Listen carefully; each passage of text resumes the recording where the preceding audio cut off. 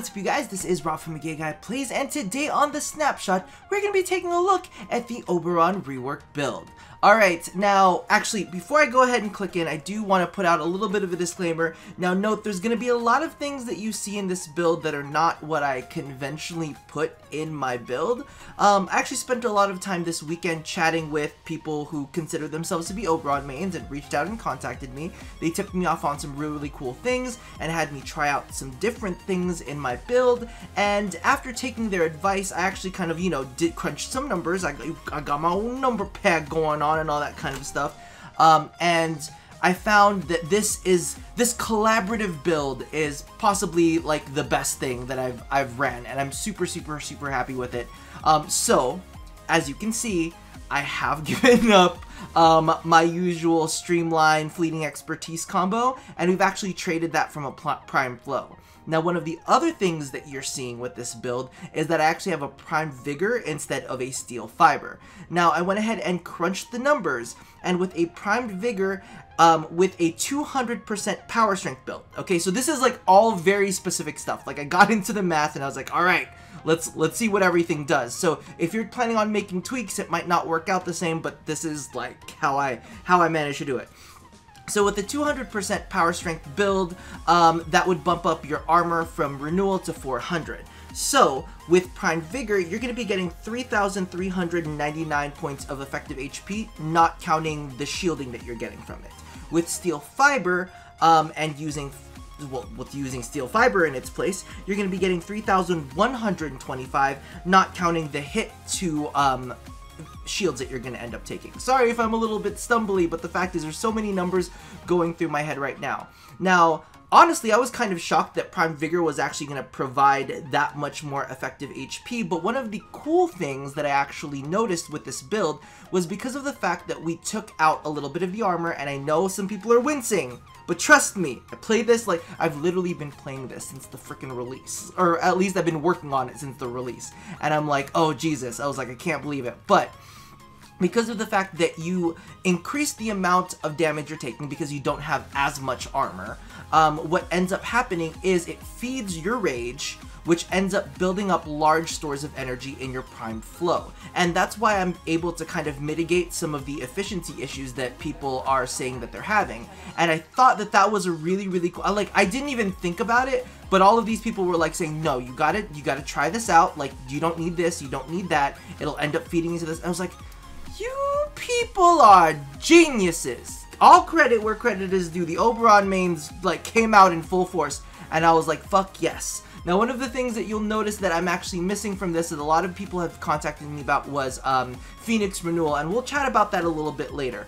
But when we come down to this core of the build, I've been using this, and some people did notice that I was using Arcane Energize, but what I've actually been testing it out with lately, and Arcane Energize is fucking fantastic, but I realize that there are a lot of people out there that are like, oh, it's the 1%, you're only making builds for the people who know high-end stuff. But, I'm gonna put this out into the universe. Number one, I do have an Arcane Guardian on the helmet, and the Arcane Guardian is actually not too terribly difficult to get, so that's gonna grant you a boost in your armor.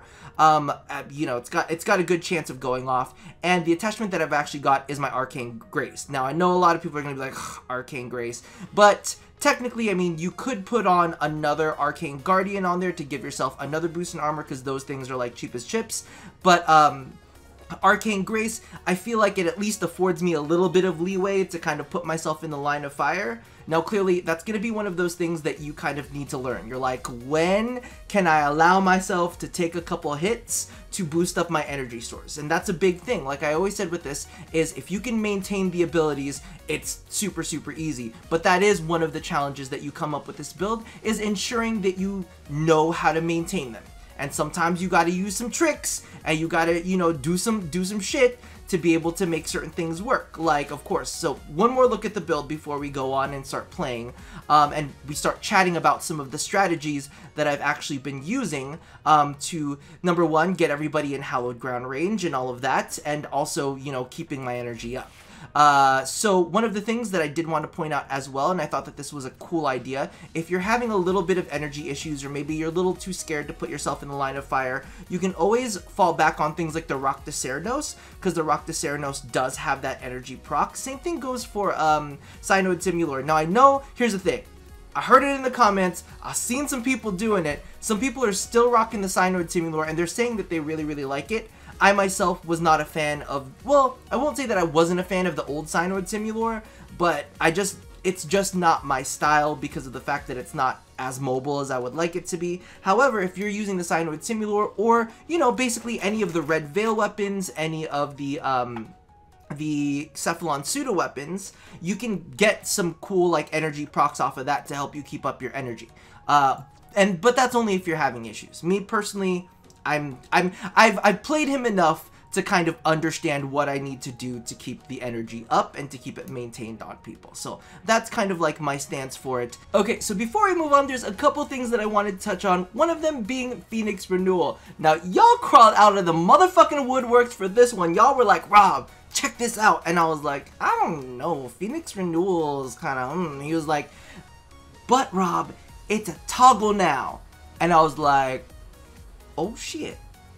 It is a toggle now. So TLDR for the people who don't know or have very, very bad attention spans, basically it is a group-wide Wukong Defy on a 90-second timer. So that is, if that isn't perfect for like fucking pub groups that turn into shit sometimes, I don't know what is. So for you guys, it reads, taking fatal damage while under the effects of Renewal will instead heal you or your allies to 50% health. This effect triggers only once on each ally every 90 seconds. So basically what's happening is instead of dying, you get healed up to 50% health. It is affected by power strength, so you know you could almost get a full heal out of that. And in addition to that, you get 5 seconds of invulnerability. That invulnerability, it sounds like I was choking on something. And then the ally is locked out of Renewal for the next 90 seconds. And you'll see a big red kind of like Renewal logo that says, no, you don't get another one. Act better. Get your shit right. And that's also a great marker to kind of let you know who you need to keep an eye on in the squad. So let's go ahead and take a look at that in action, because there are a couple bugs that I need to point out. I don't know if they're bugs. It's just, you know from my previous video that there's some weird UI things, that things are saying that it's working, that it's not working, and I was like, oh, I don't know what even to say about this. So let's go ahead and jump on in. And one of the cool things, if you notice here, boom, you are at full energy straight out of the gate, especially since you have such a low energy pool. But as you can see right there, you have the invulnerability that just popped off, and you have the big red timer that says don't fuck up again.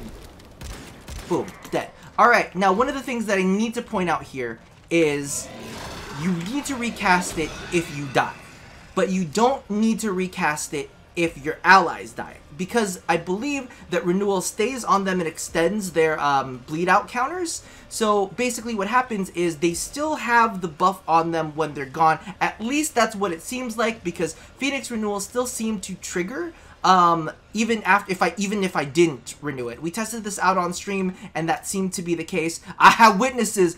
You can look up at my backlog of streams. They exist. They are there. There is proof. Okay, the next thing that I wanted to talk about is corrosive projection in this build. You don't need it. I just have a dash slot in there because I'm, you know, team player, corrosive projection. If you need corrosive projection, I'm here for you. As an Oberon, whatever you need, I got you with the dash slot. So if we need to get in the corrosive projection area, we can do corrosive projection. However, if you feel like you're not really going to use him for a lot of high-end stuff, because I know a lot of people are like, well, you're never going to use him for high-end stuff. There's always other better frames. Whatever. Okay. If you want to try him out, if you've got already a D slot in there, you can go ahead and use Rejuvenation. You can go ahead and use Stand United for a little bit more armor. There's tons of different things that you can put on there. It's all up to what you want to make of it. The aura slot isn't a must for me. That's just what it is, because that happens to be what that is. Okay, so don't hate me. Okay, now before we go, I did kind of wanna leave you guys with one kind of last point that I really want to drive home. I know that there's still a lot of people out there that want to make one-to-one comparisons between him and other frames. You want to talk about his tanking capability, or you know, what he can do as compared to other things. Now, the number one thing that I kind of want to point out is the fact that, true, he's not going to be able to out-tank someone like Forma. He's not going to be, you know, the best DPS on the block, but he can create situations where he is very successful. I mean, you can see right here, he was able to tank level 145 gunners using his entire kit.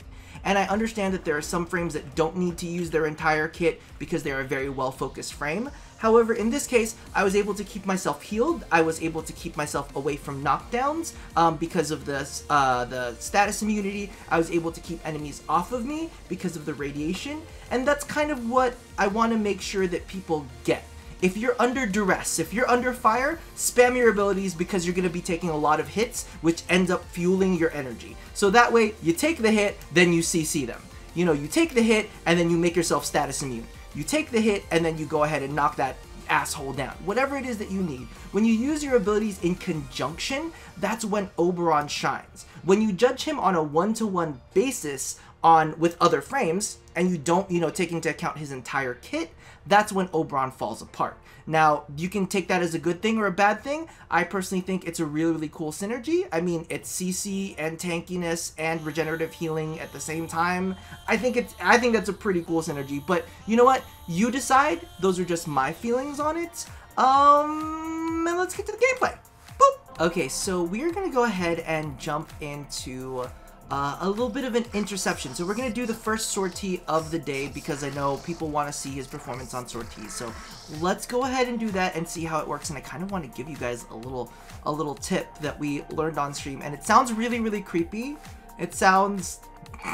We have a name for it. But basically, what we do is when we first jump into a mission, we lure people in with the promise of energy pizzas. So what happens is, you know, before we get started, we drop down the energy pizzas and everybody's like, oh, he's got energy pizzas for you, exciting. So the cool thing about that is, number one, you get energy, then you get all of your allies in the same place, right? Because everybody's like, oh, cool, he's going to do energy pizzas. Is it going to work this time? Energy pizzas? Look, they're staying. Oh my God, it's working. It's working. And then you go ahead and you toss that down. Oh, wait, can we get more people? Can we get more people here? Then we toss it down. We got all four. We got all four, baby. That's exactly how we do it. That's how we do it right there. Do we have all four people with us, though? Come, baby, we're going to leave your ass. Listen, energy's a ticket. I got energy on all of y'all. So that is what we call on-stream Pet Oberon. Basically, we're luring them in via the use of trickery and the promise of, hey, you want to come to my pizza van?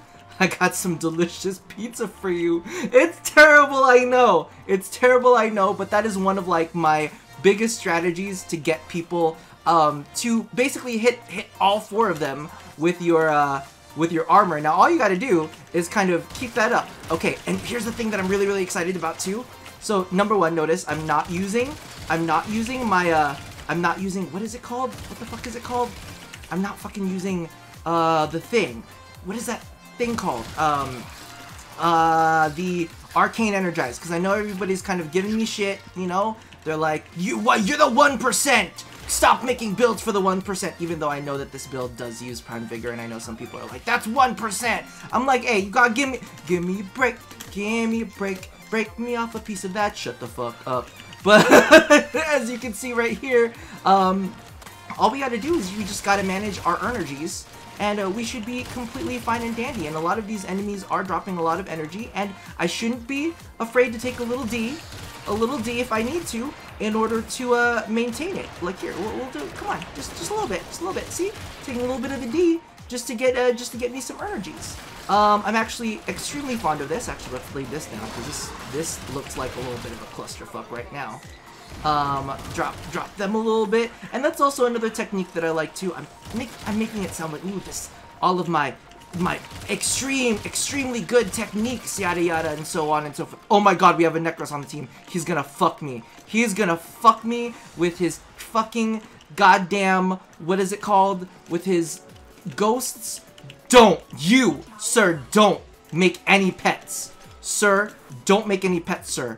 Do not make any pets, because you are going to ruin my life. I literally will have to leave this mission because of you. DE, fix that. DE, fix it. If my energy starts crashing, it's because of that jackass. Don't do it, please. Don't do it to me. I will have to leave. Actually, I should probably be capping a different point. Because it looks like we're hurting for capture points right now. Look at Ninja and all of his pretty little blades. But yeah, so that's one of the things, and let's see if we can kind of do a little bit of controlling. Can we control these points? I actually should be controlling these points a little bit better. Tossing down a little bit of a radiation patch to get folks all mixed up and whatnot. I think a good patch would be somewhere like right around here.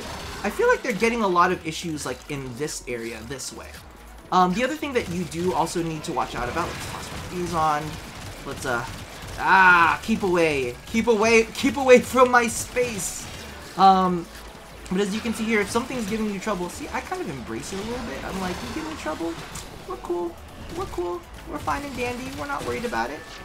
We're not worried about it. I will embrace the trouble. Where is this conflict guy? Is there another pad over here? Look at the something I wouldn't normally be looking for. Game man looking for searching for pads. Actually, that sounds a little dirty too. But yeah, you can. The cool thing about Oberon is you set up these little opportunities for you to be successful, and that's a big thing. Is you need to be an opportunist. You need to be like, all right, how can I make everything else hate each other? And that's actually one of the things, like I stated in my previous video, is I always, whenever I'm playing Oberon, the one thing that I always want to do is I want to keep more targets on the field. Did I actually capture that point? I didn't capture that point all the way. This is why we're losing. I'm the reason. I'm the reason we're losing. Don't let me be the reason. Oh, no. Look at that magic. Look at that magical kitty. Magical kitty searching for pads. A straight guy plays #confirm. Oh my god, shame on me. Good, we captured that point now. Let's see if we can actually keep it. Let's set up a little cluster point. What do we want to call this? That Necros is like not using his pets, which makes me extremely happy. I casted 2 at the same time, and I think that's one of the big issues, like we talked about yesterday with the fact that Halo Ground, you can't really see its effects. Let's be real. Y'all, I mean, you see all of my other effects. You see all of my other beautiful, wonderful effects that are going on, right? Look at that beautiful gas damage. I'm so distracted by my by my procs that I'm like, ooh, it's so pretty. But yeah, you can't see Holo Ground's effects, right? I'm not crazy. I'm not crazy. You cannot see Holo Ground's effects, right? Because I can't fucking see them. Hold on. Okay. And that's another thing that you need to keep in mind too, is I know that a lot of people are worried because put more targets on the field. You can love each other with your big old nozzles. That's right, with your big old nozzle lasers. If that doesn't sound like a sexual reference, I don't know what is.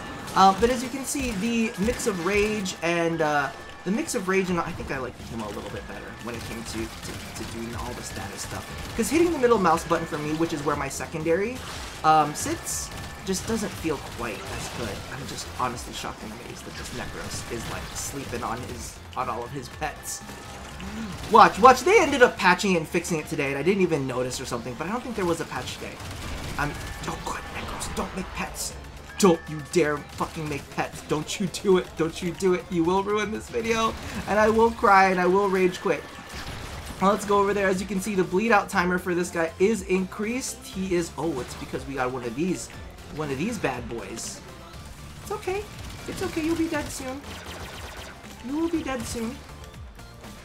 Oh, he is dead. He's very dead. Okay, good.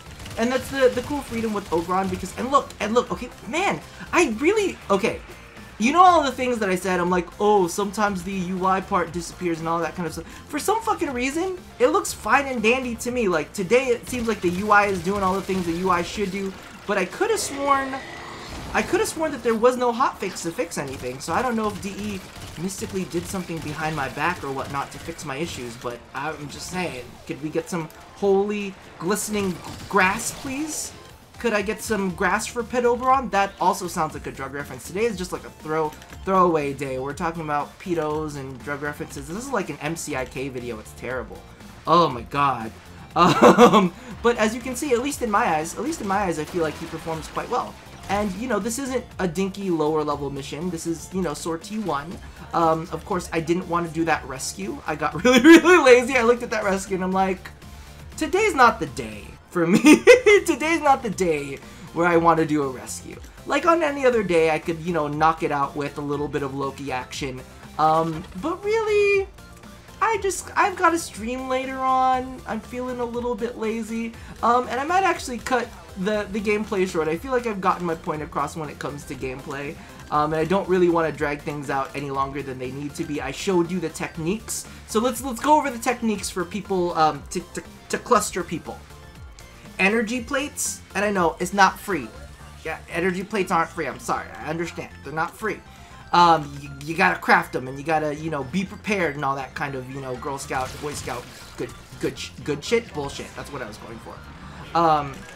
But as you can see here, Oberon performs quite well when there's a lot of friends on the battlefield. Again, I mean, you see, I always hear a lot of people saying, oh, but radiation is a lot of RNG, but I mean, it's not as bad as people want to make it out to be. You literally saw me step inside a group of enemies, alright? We got all up in their midst, and we plonked down some radiation. And did they turn on me? No. Now, I'm not going to say that happens 100% of the time, but clearly, when you're facing groups like that and you put more enemies on the field, you're going to be taking less hits. It's just the law of numbers, you know? More enemies on the field, more that they're going to end up turning on each other. Simple and done.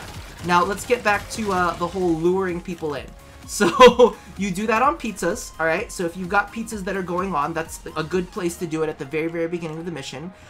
Next up after that, what you want to do is elevators are a great place, but keep in mind, you have to do it at the top of elevators, or you have to do it at the, top of elevators or the very bottom of the elevators, not while the elevator is moving, because you will not, hallowed ground, I guess, like, it sticks. It sticks to where it's going, right? There seems to be a lot of kerfuffle over here.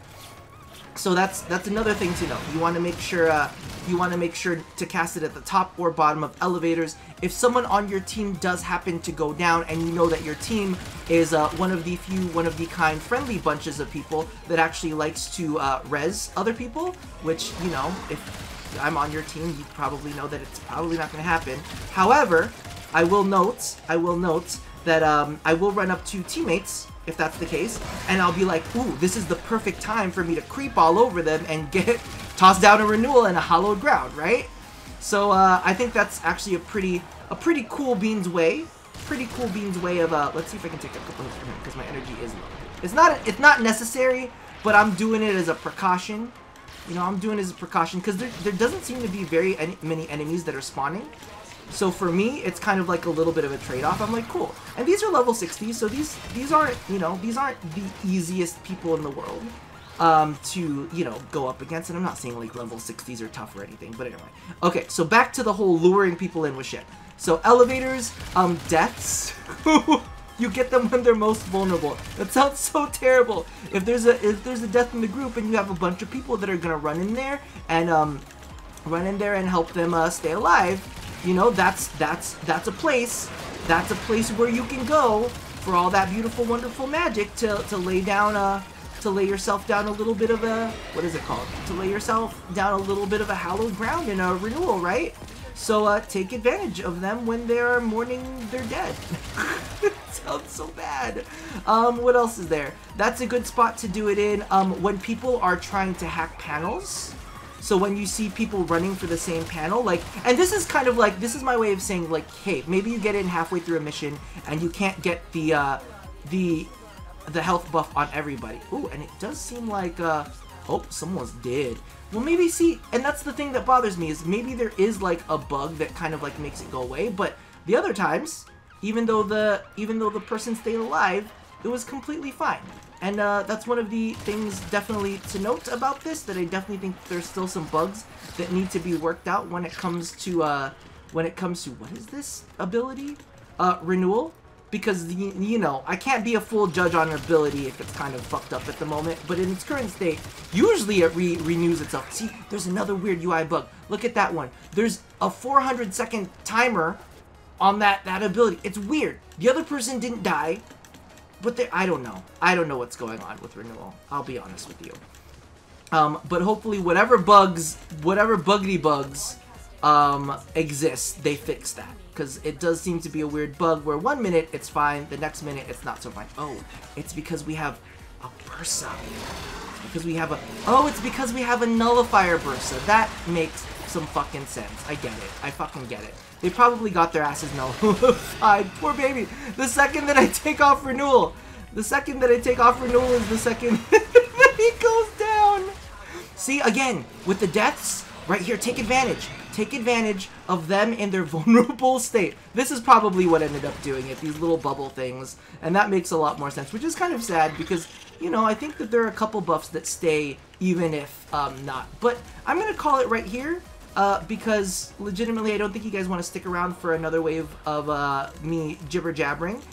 So I want to know what you guys think about this build. I do also want to kind of put that out there into the universe before you tell me what you think about this build. Actually go out and try it yourself. Notes, listen, I stripped down Arcane Energize for you, so you can, you can use another Arcane Guardian, or you can even test this out with Arcanes and see how you feel about it. But you can see it kind of live on stream when I'm just sitting here idle. And that's the thing. I'm literally sitting here idle, not doing anything, not going out to try to get more energy.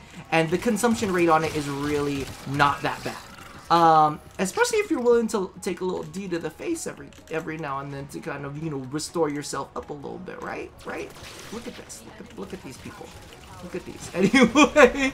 Oh no, and I've fallen. So I'm gonna leave you guys there, and I'm probably gonna take my hands off the keyboard for a second. But hold on, let's do a little bit of this. Let's do a little bit of saving. Who's dead? I thought there was a dead person over there, but I guess there's a dead person over here. Was there two dead? I don't know.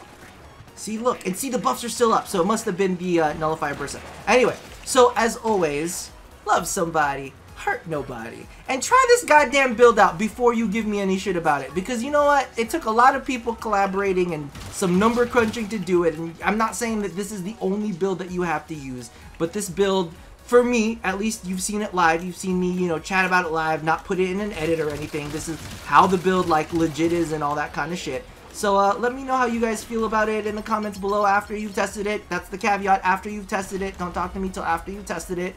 But as always, I'll see you guys, next time. Did I cut that off at a weird spot? I did. I'm sorry. I'm so very, very sorry. I'll talk to you later. Bye-bye!